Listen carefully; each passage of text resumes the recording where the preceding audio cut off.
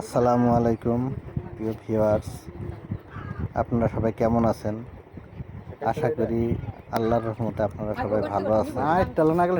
আলহামদুলিল্লাহ, আমি আপনাদের দোয়ায় অনেক অনেক ভালো আছি।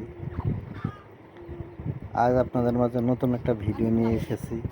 আপনারা সবাই দয়া করে ভিডিওটি দেখবেন এবং আমি নতুন ইউজার, আমাকে একটা লাইক কমেন্ট এবং আমার চ্যানেলটাকে সাবস্ক্রাইব করে দিবেন। তো আপনারা দেখতে পাচ্ছেন একটা পেয়ারা নিয়ে আমার হাঁসগুলো মারামারি করছে।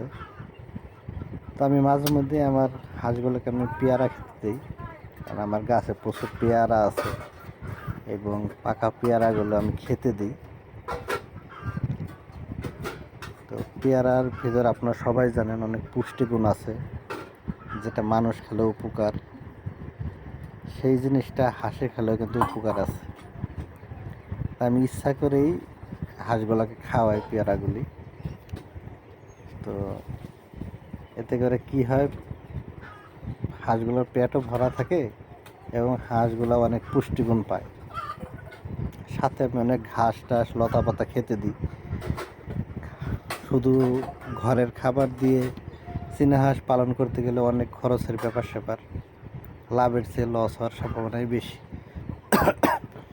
তবে ঘাস লতা পাতা এগুলো খাওয়ালে আপনার খাবারের চাহিদা অনেকটাই কমে যায় এবং ঘাস লতা পাতায় অনেক পুষ্টিগুণ রয়েছে, যা শুধু খাবারের মাধ্যমে পাওয়া যায় না।